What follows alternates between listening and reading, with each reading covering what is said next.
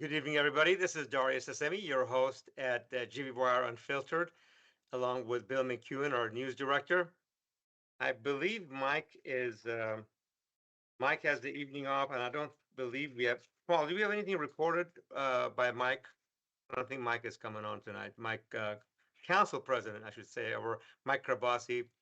Uh, Bill will have a lot of insights as we go through our local stories and, of course, a national story as well.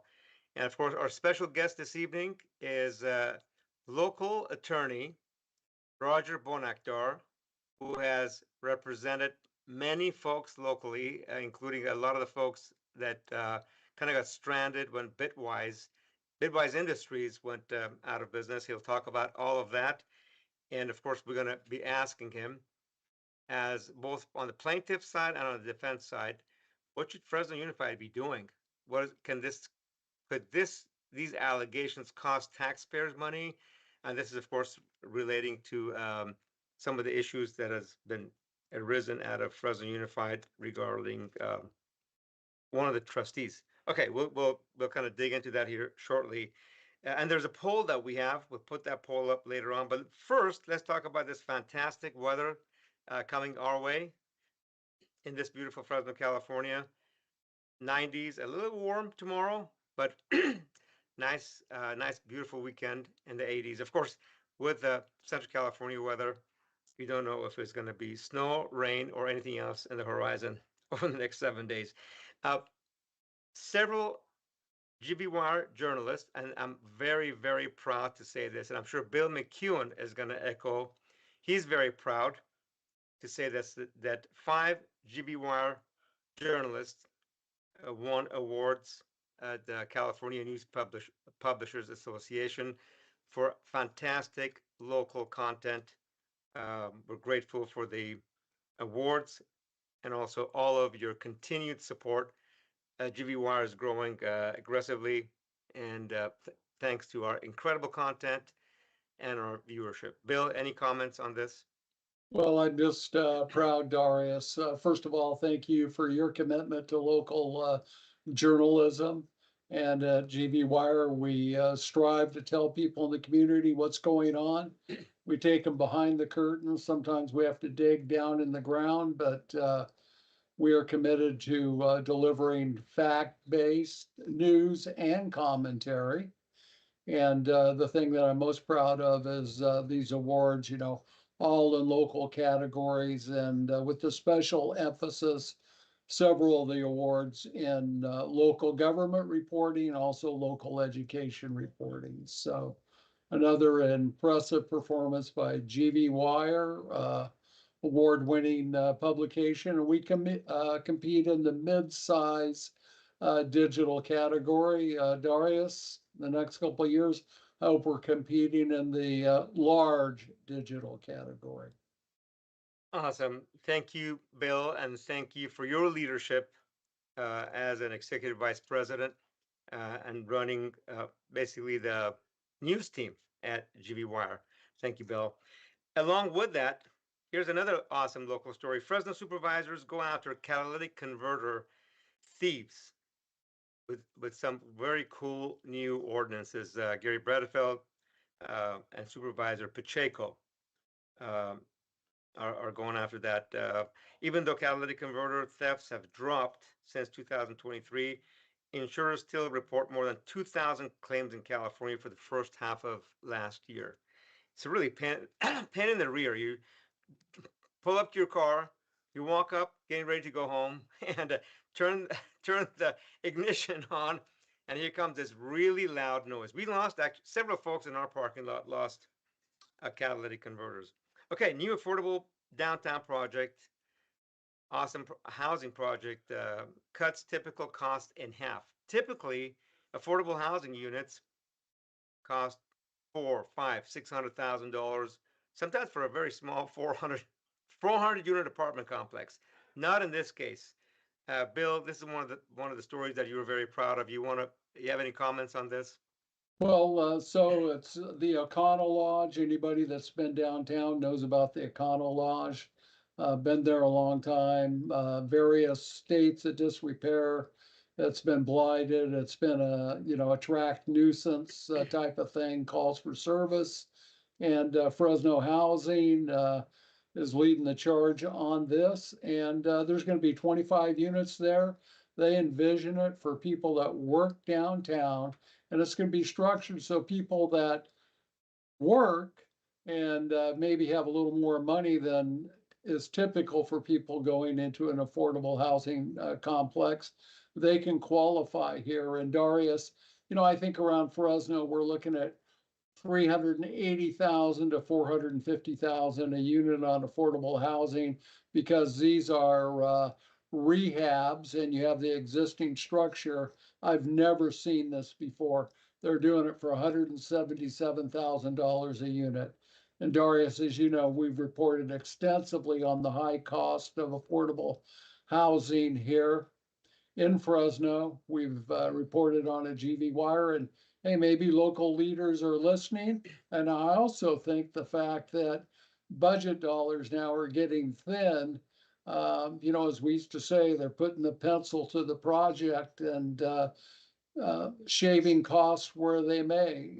So again, for Roderick Williams, the Fresno Housing CEO, and then also Michael Duarte, who's been involved, Mike Darius, involved in a lot of affordable housing projects, not just in Fresno, but Madera County and elsewhere. He's involved in this too. So good use of taxpayer dollars. Awesome. Thank you, Bill, for that. Let's move on to smoke shops. Fresno smoke shops sued City Hall for an ordinance that try to restrict the opening up of new smoke shops. I think the allegations were other nefarious activities take place in smoke shops, that are other illegal activities. So a bunch of folks got together and said,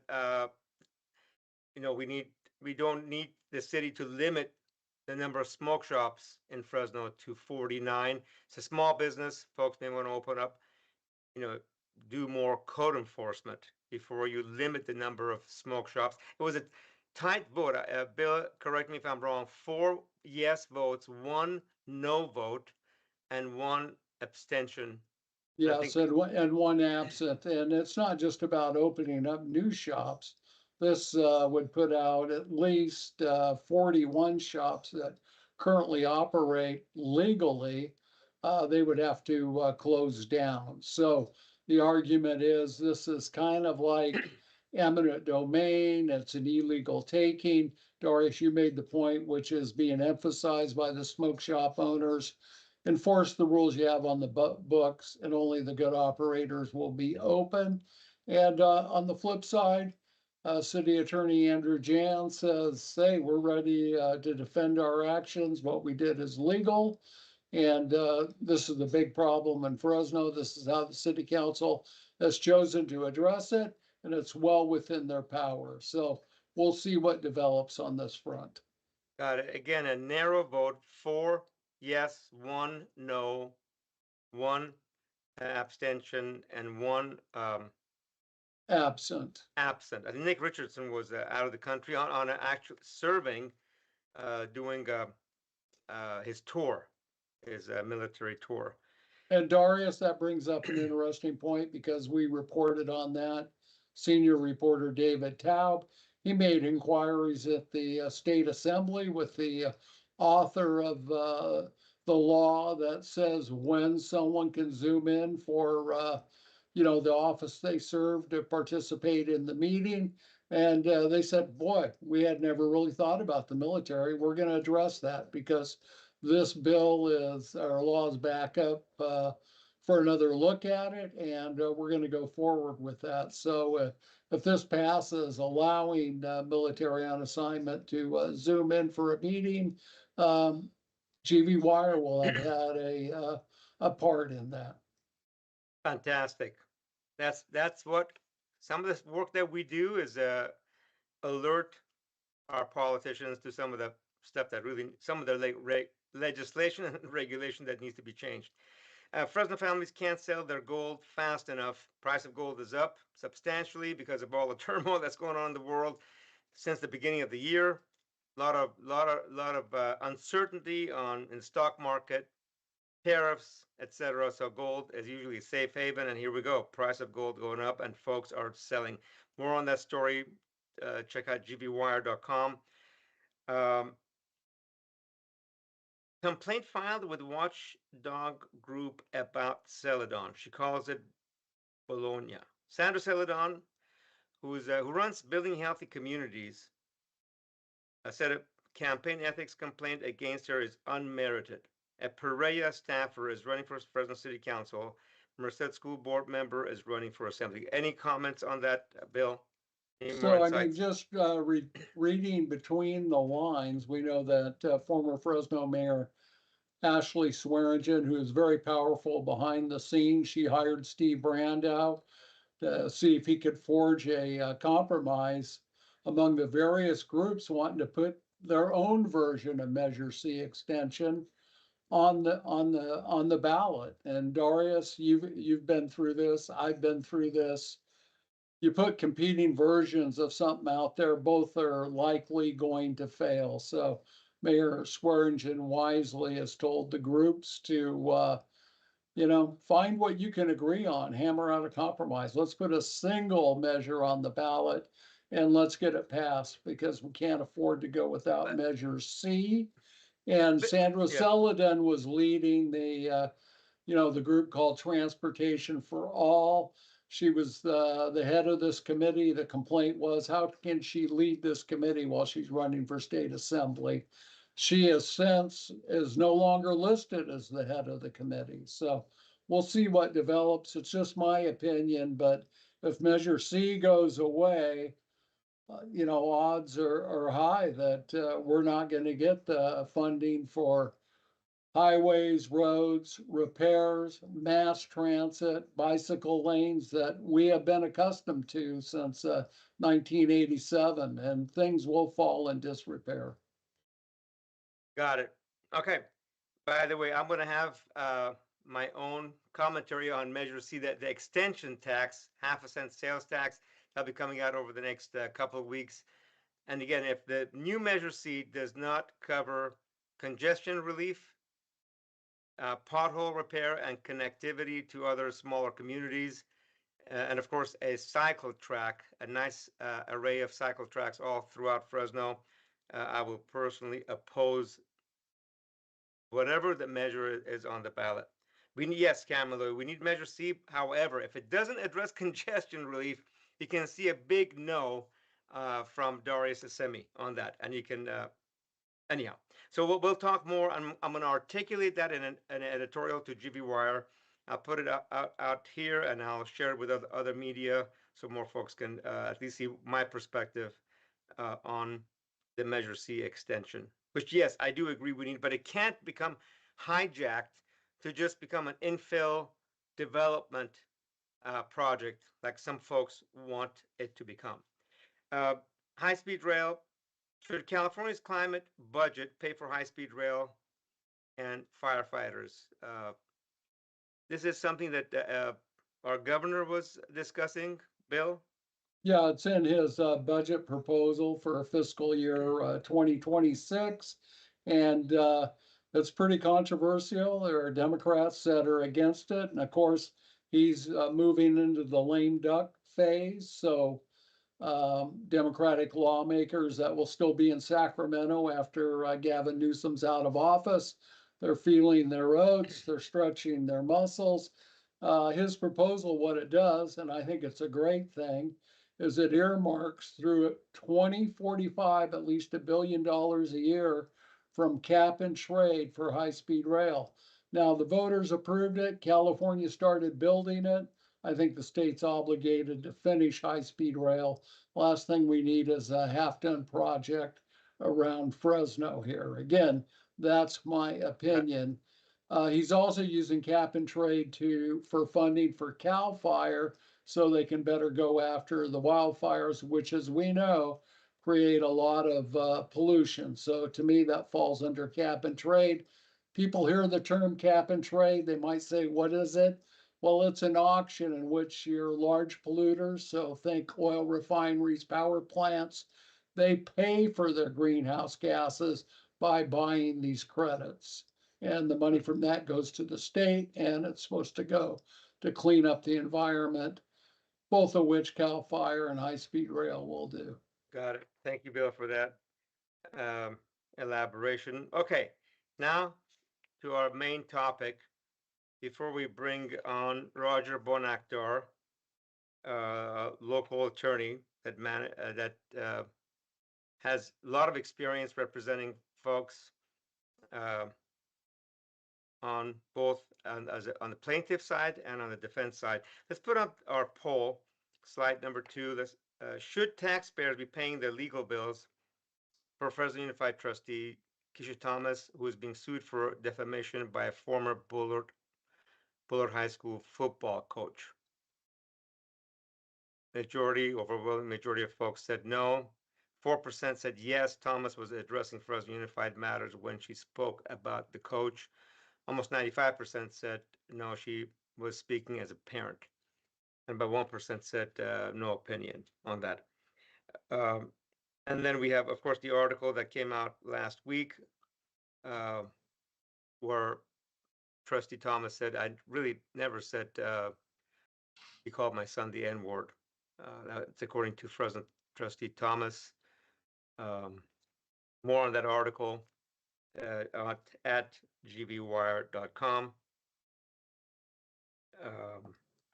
Okay, with that, I'm sorry. We have one other small item that we're going to put up, and then I'm going to show a video of which we just got this afternoon. And I'm going to say that I haven't seen this, so I can't warn the audience if there's any provocative language in this video or not. But before we play that, can we put slide 17 up? Fresno Unified delegation takes field trip to the bus depot. Bill, this is a Zoom bus depot, bus manufacturer. Do you have any more updates on that? Well, no, they're a bus service provider. The board voted to change the company that was providing transportation for special ed students.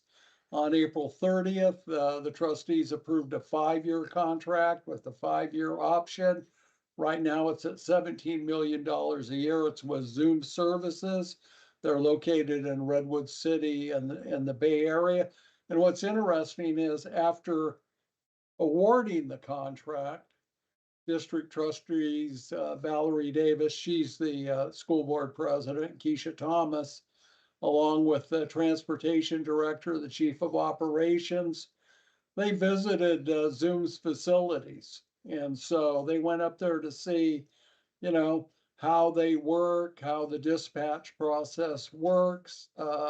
They showed the trustees how their drivers are trained, and generally gave an overview of the service. So we don't know yet how much the delegation trip cost taxpayers. Messages left for Davis and Thomas were not returned, but to me, it's curious they went after awarding the contract instead of going up there and seeing what was going on before the contract was awarded. That's, I think, the interesting part. They went up to tour the facility after, like a few weeks after the contract was already awarded. Okay. And Darius, on this video you're going to play, yes, you need to warn about language. It may upset some people. Got it. Thank you, Bill. So fair warning to folks. There's some strong language in the video that we're about to show you. Again, Bill has seen it. I have not. I'll be seeing it with the audience at the same time. Okay. By the way, before we play that video, when was that the trip to San Francisco or to Zoom? I'm not sure it was in San Francisco. Yeah, it was it was last week on May 16th. So May 16th. I got it. So that was it happened 2 weeks after the contract was awarded. Got it. So last Friday is when the trip. Okay. Let's play the video, please. Have heard my testimony over and over again. I haven't been to Bullard High School as a student in 30 years. But then my son, my middle son, goes to football practice where he has ARACs calling him a nigga, and he decides he's not playing for Bullard anymore. At any point in time, did you tell Oliver Baines that Mr. Arex was a racist? I have never referred to him as a racist to anyone. Do you understand that if you tell people that Mr. Arex refers to your son as the N-word, that they would understand that Mr. Arex is racist? I never Objection calls said- for speculation. Thank you. And I never said he called my son the N-word. You never told anyone that Mr. Arex called your son the N-word? No, You're sure about that? I'm pretty sure. Our practice where he has ARAX calling him a nigga, and he decides he's not playing for Bullard anymore. Okay, would it be a false statement for you to claim that your son, Albert Alfred Jr., came to your house when he was in 8th grade and told you that Mr. Arex had used the N-word in his presence? Would that be a false statement? I never said that. Because it didn't happen, correct? I never said that. Did that happen, yes or no? No. You said ARAX. Who is ARAX? Oh, he's a football coach at Bullard. Okay. You know, so my son, when he was starting high school, my 23-year-old, when he was starting high school, he said, Mom, I'm not going to play football for them because the coach is saying this to me. And I'm not going to play. And this was before I became a trustee. I was still I think I might have been a teacher. I wasn't sure of what to do. And when people are unsure of what to do about situations, they just sit back or they try to find their ways out of them. So my son went to play for someone else. Reason why Albert Alfred Jr. didn't attend Bullard was first disclosed to you by him in May of 22. He brought it to my attention in May of 22. Who have you told that Don Arex used a racial slur against your son?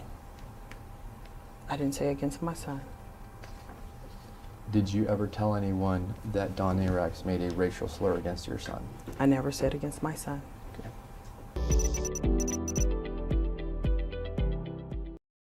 That's a video that came to GB Wire this afternoon. Bill, did that come from the court directly?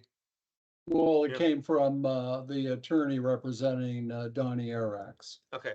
And that's the deposition from April last month of this year.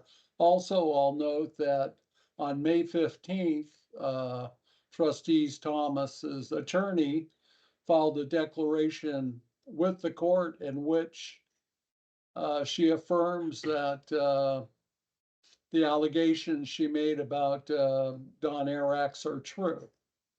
So it's very hard for me to guess what's going on here because in a deposition, she says she never said it, even though clearly she said it. If you've seen the video, and now everyone has, and you know, a couple of weeks later, she's saying the accusation is true in a court filing. Got it. Thank you for that. Now let me bring in attorney Roger Bonakdar also to join us. Good evening, Roger. Let me first simply ask, there's multiple questions out there that folks have been, you know, whether it's on our social media, asking us directly. And I'm going to ask you both questions, and you can answer them together or separately. Why, first of all, do we know if the district is paying?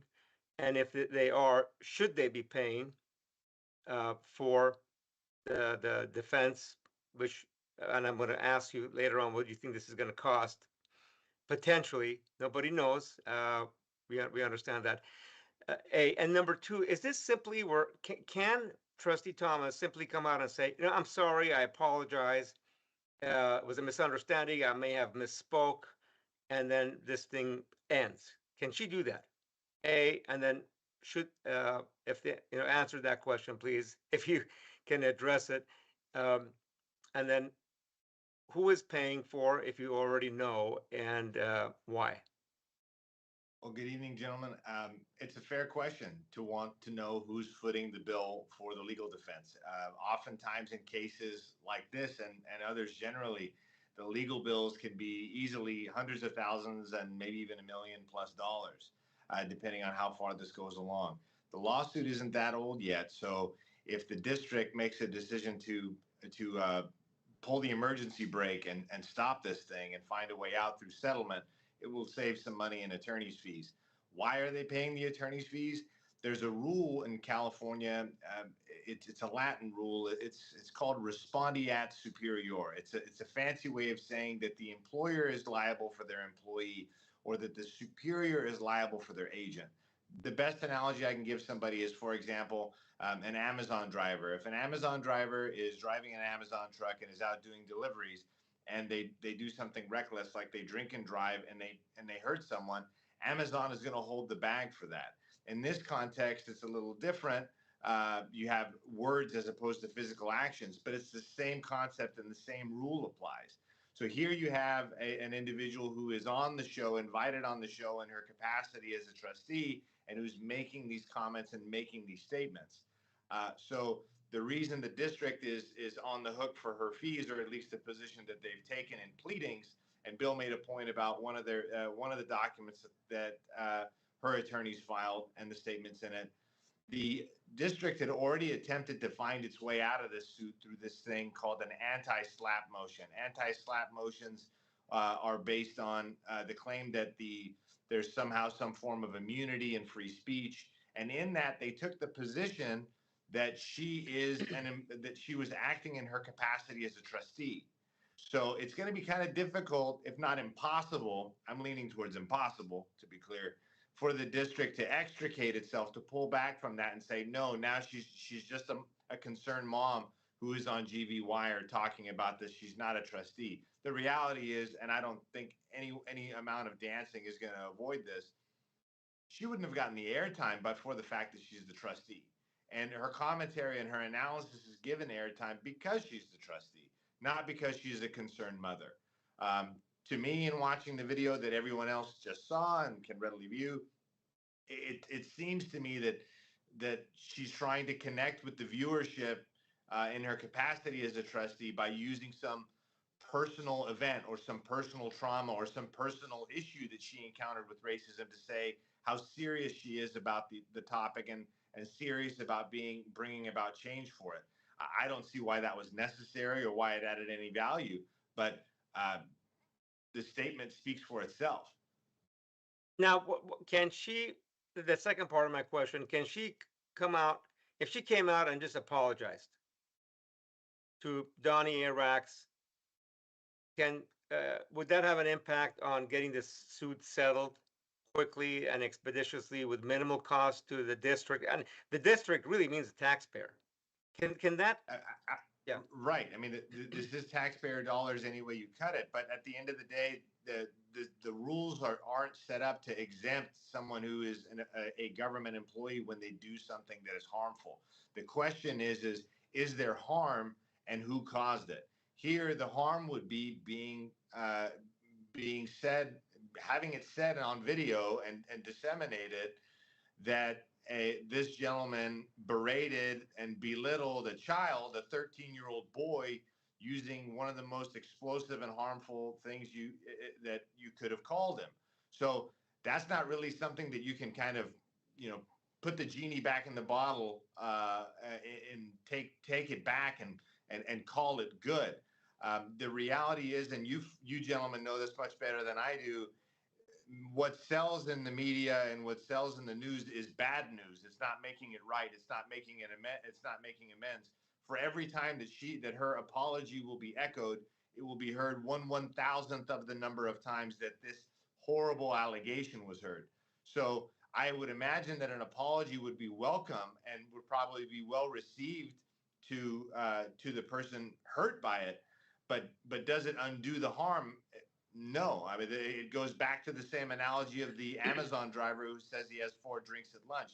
Does it bring back the person he ran over? It does not. So an apology here does not unring the bell and take the defamed person back to where they were before the harmful statement. Got it. That's by the way, a great explanation. I'm just trying to think, we all make mistakes. People make mistakes. Now, she was asked that, she said it multiple times, and and I'm even confused now. Bill said their attorneys made allegations that she did say the word, but then in a deposition, she said she didn't use the word. Right. So I'm not sure exactly how this is going to play out. In my mind, you know, people make mistakes. You know, can she come out? Yes, it's more difficult to put that genie back in that bottle, but can folks come out and say we're profusely sorry? And by the way, what is the rest of the board going to do? What is the newly elected superintendent? What is her strategy and plan on how to mitigate and address this? Do you have any thoughts on that, Roger?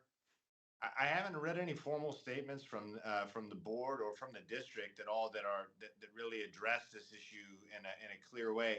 Bill did point out that there was a filing by Ms. Thomas's lawyers. It's called an answer. It's the initial step. It's the initial document that a defendant would file when being sued in court. And in that document, they specifically and expressly raise truth. So they allege in there that the statement, yes, it was uttered, but it was true. Therefore, there's no harm. And that's one of the key elements to a defamation case is not only that you uttered something, but that the statement itself is false. I don't know how you can come back from that deposition testimony. Frankly, I don't believe it's possible at all. I don't even think I wouldn't hold out any hope that that can be mitigated. It's irretrievable after that deposition testimony to me. The way it seems there, she's clear, she's unequivocal, and she's direct on these points. And the questions that were put to her were simple. It's not as if it was loaded with legalese to where she couldn't understand it. It's, did you say it? Is it true? As I listened to that deposition, she says, I said it, and it's not true. Those are the elements. The next and final element is damages and harm. I think it's strained. I don't see how you could allege that someone is a bigot and that their bigotry was launched against a child and credibly say that person didn't have damages. Excuse me. The question is not whether this man was harmed. The question is the severity. Now, if she apologizes and she tries to walk this back and she tries to mitigate it, I think that probably helps her, particularly in what's called the punitive damages phase, because there's two parts to the liability here. One, there's the baseline damages for the defamatory statement. And then two, there's damages to punish and to deter the conduct. That's punitive damages. So someone who tries to mitigate and tries to do the right thing, maybe a jury would take that to heart in lowering their exposure for punitive damages, but not for the baseline harm done. It does not unring the bell. It does not take it back. There is no undo button for something like this. It's out there, and she's going to have to get, and her attorneys are going to have to get creative somehow, I don't know how, to try and soften the impact of this statement. Before I bring Bill in for a commentary, we did invite Superintendent Misty Her, newly selected or appointed superintendent, and also Valerie Davis, the board of trustees chair, and also Trustee Thomas to join us tonight, plus the attorney for the district, Mr. Martin, Brian or Ryan Martin, for tonight to opine or comment, or at least give their perspective or their side. There's an incredible amount of commentary. I'm going to get to the commentary on our feed, but let me bring in Bill McEwen. Bill? Also, I want to point out that Fresno Unified, as a matter of policy, does not comment on pending litigation. So we invited them. Yes, they could appear, but district policy clearly is against that. I also just wanted to comment to Roger. I don't know how much of the file he has read, but in early court documents, Thomas, her story kept evolving. I mean, it went from he was a football player at Bullard to no, he was at Tenaya. He went to a football camp at Bullard. This is where Eric's said it in sworn declarations made to the court. Eric said he didn't attend the camp. He didn't run the camp. And also the assistant coaches that ran the camp, two of whom are black, filed with the court saying they've never heard Donnie Arax use that term, and that term wouldn't be used there. And in addition, she had said that her son had received a scholarship to attend the camp. The Bullard records show that no scholarship was given, and also they can't find a record of him ever attending the camp in 2013. So there's a lot here, and as I say, her story has evolved over time. When they get to the deposition, then she takes it back and said, well, I never said that. Thank you, Bill, for those additional points. I want to bring a slide up, which is not directly related, but it's a Fresno Unified. This information is going to find its way into one of the upcoming articles. We've talked about Fresno Unified scores, academic performance, so on and so forth. Hopefully, we're hoping that newly elected, or I'm sorry, appointed or selected Superintendent Misty Herr, who's been in the system for a long time, interim superintendent for at least a year, and I think she was in the cabinet for a couple of years prior to that, that she will actually change course and help our kids to better educational outcomes. Really, really hopeful that she and the board will be, all members of the board, including Susan Wittrup, who voted, only board member who voted against Misty Herr's appointment as superintendent. She didn't want the other three folks passed up.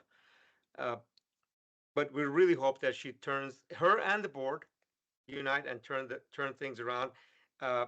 Before we bring Roger back for more of those comments, let's just quickly put up slide 18.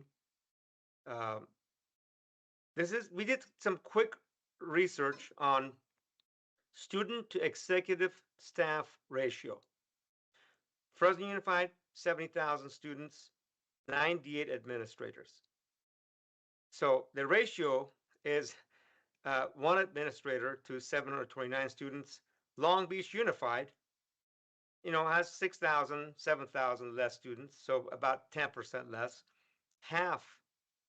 Less than half the number of administrators. One administrator per 1,428 students. Much better use of taxpayer money.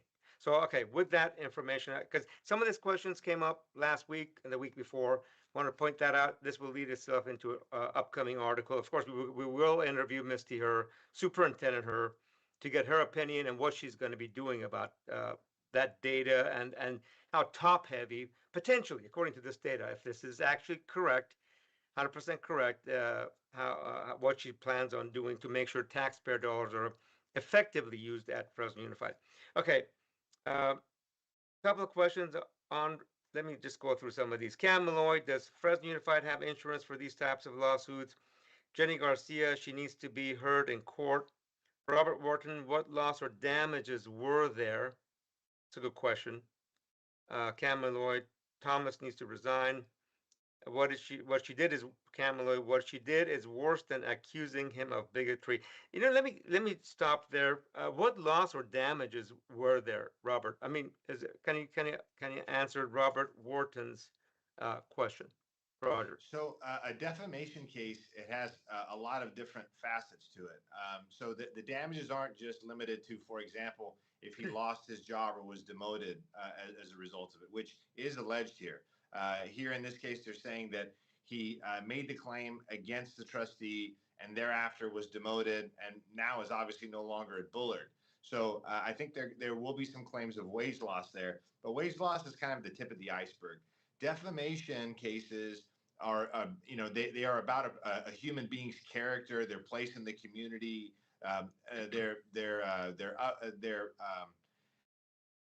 their place in the community and how this has impacted their lives. So the damages here are going to be everything from the sideways glances that he gets at the grocery store now, to the extent that they exist, how he feels when he walks into a room of his peers that he doesn't know. Are they judging him? Are they constantly thinking of this allegation before they think of his accomplishments, of his qualifications, of the other good that he's done?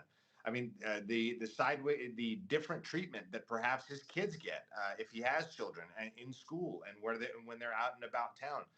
While we're a community with 800,000 plus residents in Fresno County, it's still a small town. Most people are connected by a lot more than they recognize. And this information, an allegation like this, is something that, because it is so polarizing, because it's so strong, it spreads like wildfire. So the burn that this man has likely felt is going to permeate all levels of his life, and has likely impacted his relationships with others. And so at trial, they are going to prove up all of these effects. They are going to put on witnesses. They're going to show documents. They're going to have all of this to build out the totality of what was taken from him, of how he was hurt as a result of this explosive and horrid allegation. So the numbers I would expect would probably be pretty substantial for something like that. Could you give the audience a potential? I know we don't want to put you on the spot, but could you put a range? What is that? What could a typical settlement like this cost the district? Well, I guess really the taxpayer. Right. I mean, there's nothing typical about any defamation case. We can think about some that have been out in the public eye and to give us a barometer or a sense of where things can land. So Alex Jones is a very polarizing figure. He was recently sued by the Sandy Hook families. They sued him for defamation relating to his statements about the Sandy Hook event being fake. That lawsuit went forward, and the judgment there was over $900 million. And that's not punitive damages. That was the damages allotted to the 15 families, the 15 victims, for lack of a better word, of his statements. So that works out to over $60 million a plaintiff. Now, is this trustee as inflammatory or as polarizing of a figure as Alex Jones? I guess the jury will have to decide. Another case is the E. Jean Carroll case against President Trump. I don't know if people remember this, but she sued him alleging that President Trump defamed her. The award there was $83 million. And that, again, is to some people, President Trump is a very polarizing figure. So is that comparable to the trustee? A jury will have to decide. I've done some research about recent verdicts in California, and one recent verdict in 2024 was against Zurich companies by an employee that related to defamation made by a Zurich employee that resulted in economic damages and those personal damages that I described. The award there was nearly 9 figures. It was $82 million. And the attorney who's representing Ms. Thomas, a gentleman by the name of Brian Whelan, he was part of a verdict in Sacramento against U.S. Bank, where I think the verdict was, I know it was over 20 million. It was either 21 or 22 million dollars. So the district is definitely playing with fire in this the longer they allow it to go. They did try and get themselves out with that anti-slap, but that failed and it's over. So it's going to come down to 12 jurors, 12 Fresno County residents deciding whether this woman, this trustee was in her course and scope when she made these statements, if they're defamatory, and what the damages are. I think the second leg is kind of done for. I think that ship has sailed. The clip that you played at the beginning, if I'm Brian Whelan, that's my opening statement. I'm going to play you this clip and look at the jury and ask you, I don't know why we're still here. I don't know why we're taking your time with this. It's very clear that the defamation took place.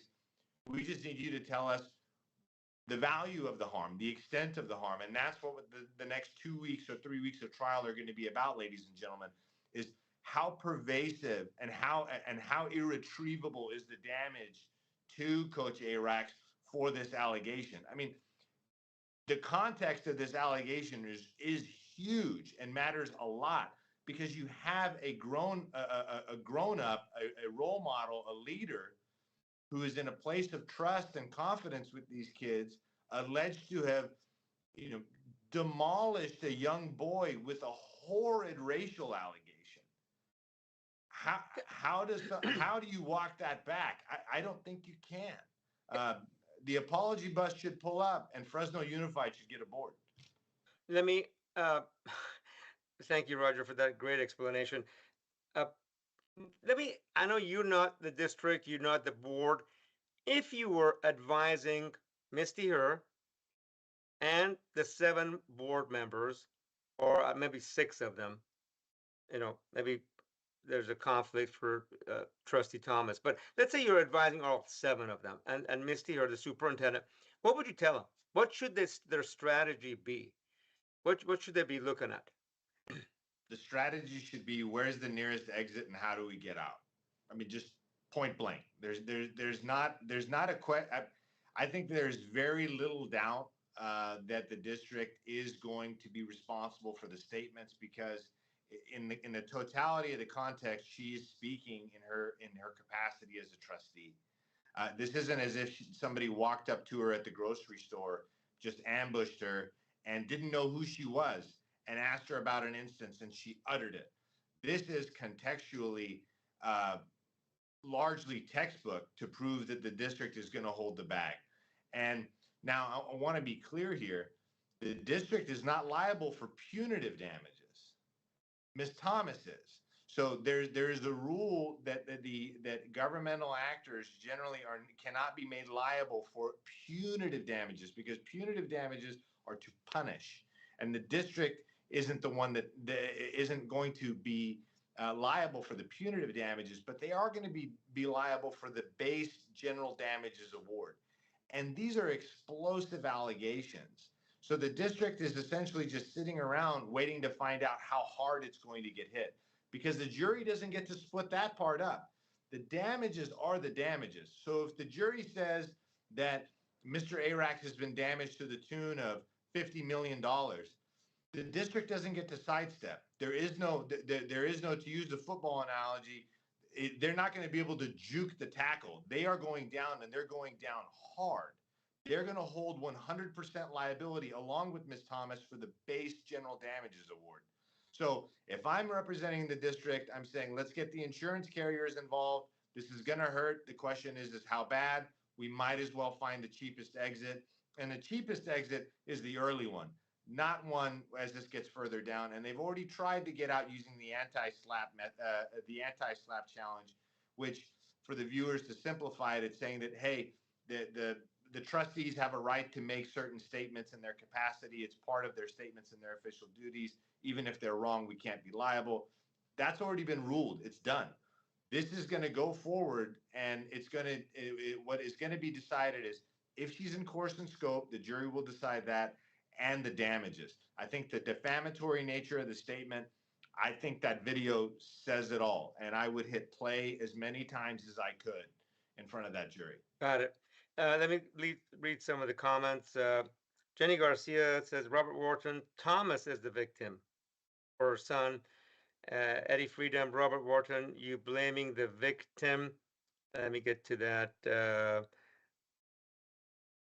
They need to send a message to the district. Jenny Garcia says he is a racist and now profiting from the school. Robert Wharton, the higher the amount, the more the lawyers get. So if it was up to the lawyers, it would be 900 trillion. Robert Wharton, honestly, I think less of him for suing and taking kid money. Let me ask this question. So he's going to get a lot of money on, it sounds like some kind of a settlement. I mean, and Robert makes a good point. It's going to be money from Fresno Unified that should be going to education of kids. Is there, I mean, how do we balance that? People get a lot of damages. He's been defamed. I mean, well, allegedly, jury has to make that decision. But Robert's point, I think less of him for suing and taking kid money. How do you address that? How do you balance that, Roger? With you defamed, what if Misty Her came out and said, you know what, we're all going to apologize. I'm the superintendent. I was the assistant super. We're all going to apologize to Arax, Donnie Arax, the football coach. He can have his job back. He can, be promoted to whatever. We're really sorry about that. He never said that. We put a big sign outside of Bullard. Donnie Arax never made any comments. He's the best football coach. And then can we settle this thing for, few $100,000 or I don't know, $1,000,000 and move on?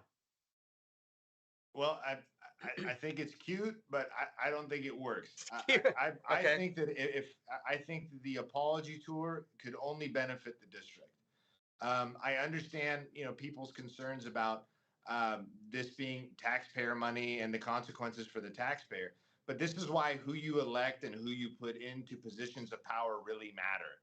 And secondary to that, I'm pretty sure if you asked this plaintiff, and I don't know this man from Adam, I never shook his hand. I don't know him. And I mean, I guess if I bumped into him somewhere, I don't remember it. I don't know him. I'm willing to wager that most people would rather hit the rewind button and never be alleged to have been a bigot who berated a child than go to court and find out what 12 strangers think about it.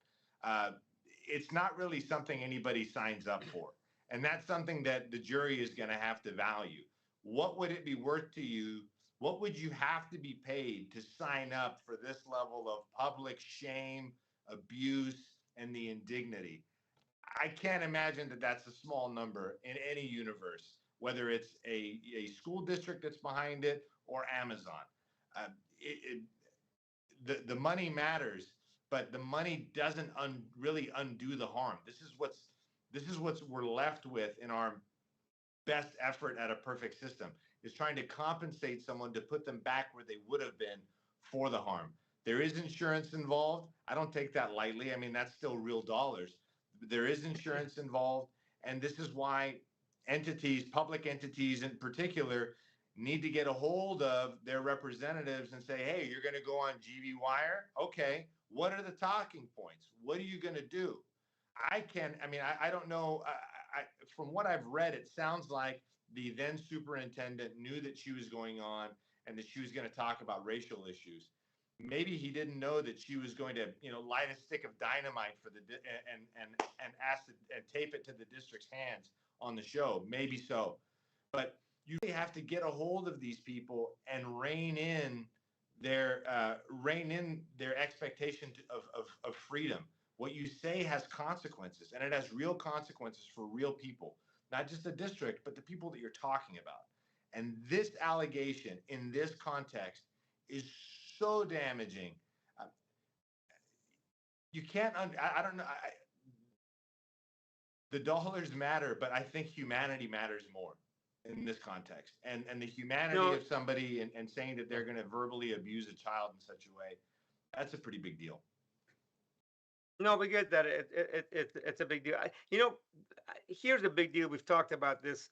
I don't want to downplay anything that has happened, but I also want to point out, and this is something that we've talked about for the last year. We've just recently updated these numbers from EdSource.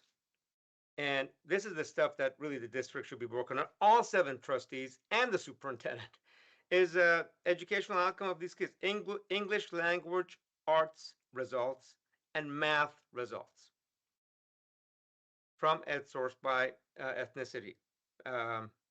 That's the story that I really hope Superintendent Misty Her, and the board take very seriously and get the ship back on its course to get great results, improve the numbers that we see on the screen.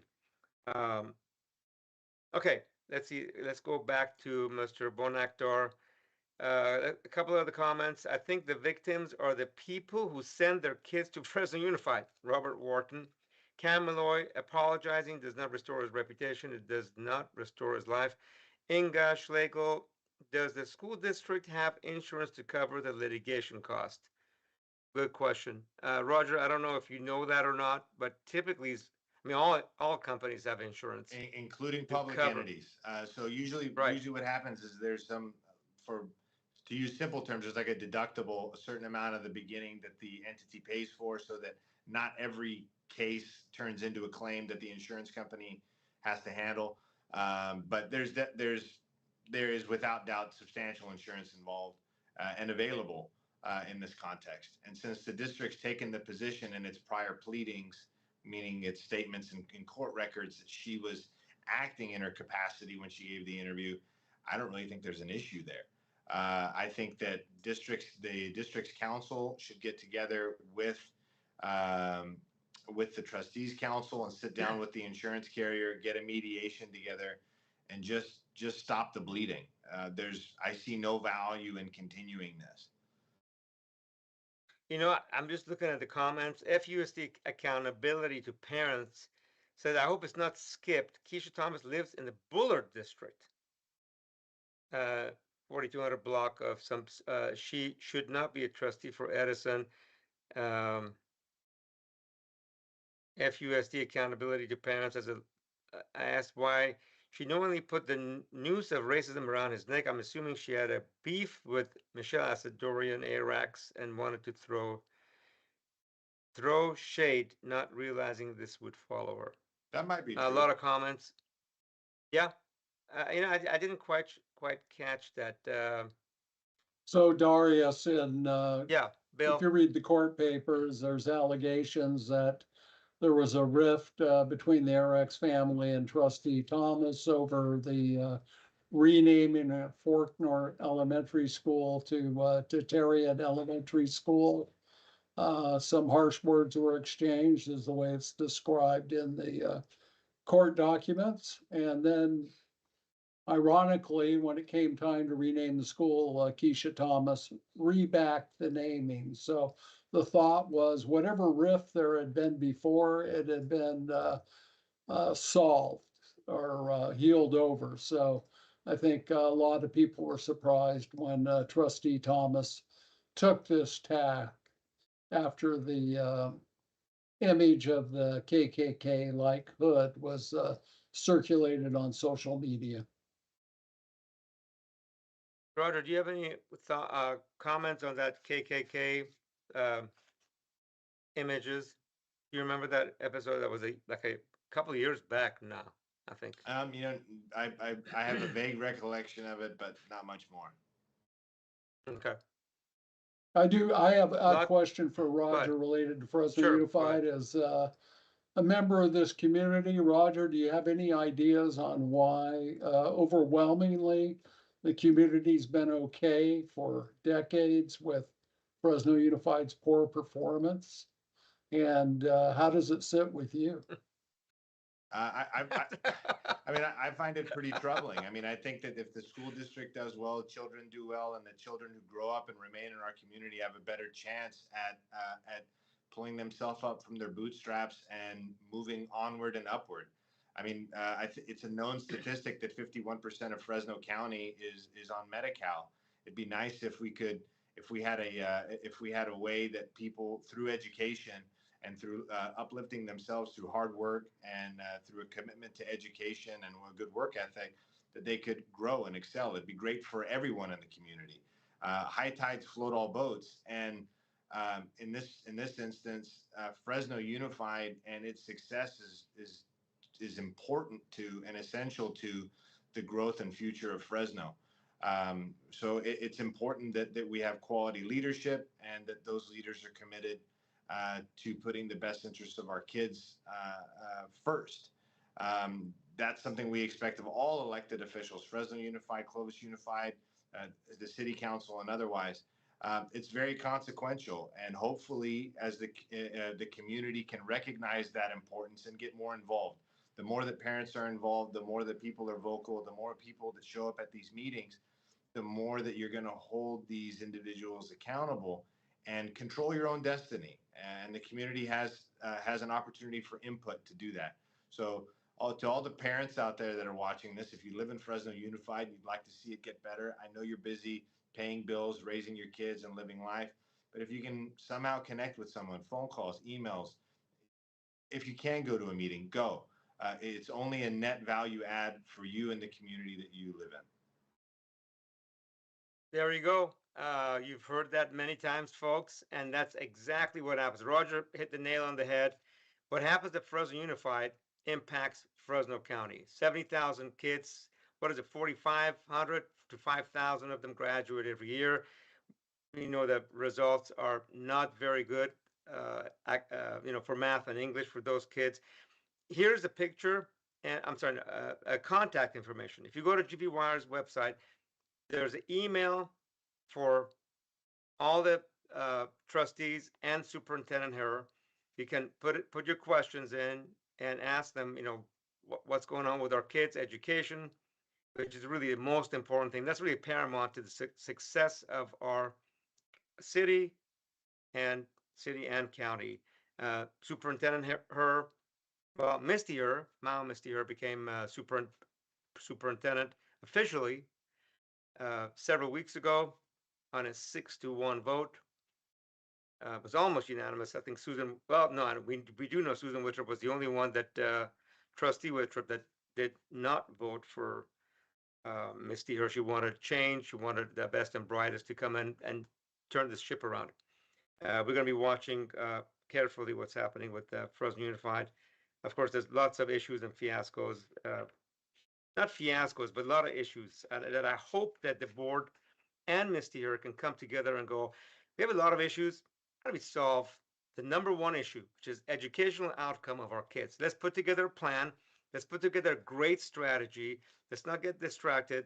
Let's get this lawsuit out of the way and addressed, but let's be very focused on student outcomes and quickly.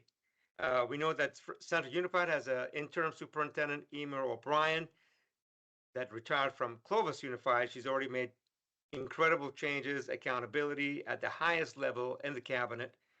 And that's talking to several folks that work there or at least one board member. FUSD accountability. The school board has set things up to shut out parents and stakeholders from talking at school board meetings. Apathy is taken over. Eddie Freedom, it's the voters' fault. They should have done some research before casting their ballot. Now they're on the hook for her. Robert Wharton, why can't he just sue her personally? Oh, wait, no money like the district has. I think everything else we've FUSD accountability, nothing is going to change. No one cares enough. These kids are and always will be dumb. We really need to change that.